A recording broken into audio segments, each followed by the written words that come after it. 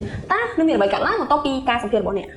តែនៅពីក្រោយការសម្ភាសហើយហ្នឹងគឺគេធ្វើអ្វីខ្លះបានជាត្រូវរងចាំលទ្ធផលរហូតដល់ទៅ1សប្តាហ៍ឬមក2សប្តាហ៍អញ្ចឹងចង់នឹងថាតានៅពីក្រោយការសម្ភាសរបស់អ្នកនឹងមានរឿងអ្វីកាត់ឡើងតទៅទៀតតោះអញ្ចឹងយើងទៅទស្សនាទាំងអស់គ្នាអញ្ចឹងបន្ទាប់ពីការសម្ភាសរបស់អ្នក HR នឹងក៏ចំណាប់ភ្លាមៗអំពីការបង្ហាញចំណាប់អារម្មណ៍របស់អ្នកហើយនឹងការនិយាយស្ដីឬមួយក៏ការឆ្លើយទៅនឹងសំណួររបស់អ្នកហើយគេនឹងក៏ចំណាំនៅចំណុចទាំងអស់នេះទុកហើយបន្ទាប់មកគេនឹងយកចំណុចទាំងអស់នេះទៅពិភាក្សាជាមួយនឹងថ្នាក់លើហើយពួកគេនឹងរៀបធៀបអ្នកជាមួយទៅនឹងបេក្ខជនដទៃទៀតហើយពួកគេក៏អត់រើសថាបេក្ខជនមួយណាពូកែខ្លាំងប៉ុណ្ណានោះទេប៉ុន្តែគឺពួកគេរើសបេក្ខជនណាដែលស័ក្តិសមទៅនឹងតួនាទីមួយនឹងជាងគេ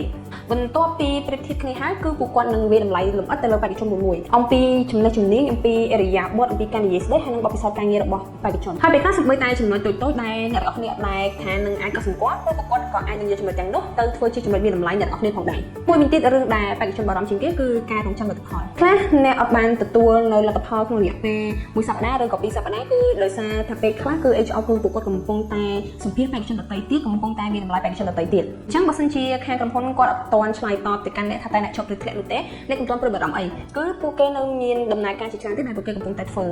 បើសិនជារយៈពេល1សប្តាហ៍ហើយអ្នកអត់បានទទួលការឆ្លើយតបពីខាងក្រុមហ៊ុនថាតែអ្នកជាប់ឬមួយក៏ធ្លាក់ទេអ្នកក៏អាចផ្ញើសារមួយទៅកាន់ពួកគាត់ដើម្បីសាកសួរអំពី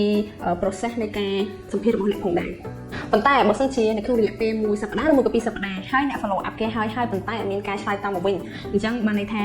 អ្នកគឺមានសង្ឃឹមតិចខ្លាំងមែនតើហើយអ្នកក៏អាចត្រៀមដាក់ CV ទៅកន្លែងផ្សេងទៀតដើម្បីជា backup plan របស់ពួកយើងផងដែរយើងកុំឆាន់ដាក់តែមួយកន្លែងគឺយើងអាចមាន backup plan 2ទៅ3កន្លែងអីចឹងទៅអញ្ចឹងវីដេអូនេះគឺគ្រាន់តែឆង់ប្រាប់អ្នកទាំងអស់គ្នាអំពី process នៃការសម្ភាសដែលនៅពីក្រោយដែលយើងអត់អាចដឹងអញ្ចឹងនឹងទាំងអស់នេះគឺជា process ដែល HR ពួកគាត់នឹងធ្វើនៅក្នុងការជ្រើសរើសបុគ្គលិកអញ្ចឹង follow page របស់យើងដើម្បីទទួលបានចំណេះដឹងខ្លីៗបន្ថែមទៀតហើយនឹងឱកាសការងារច្រើនផងដែរ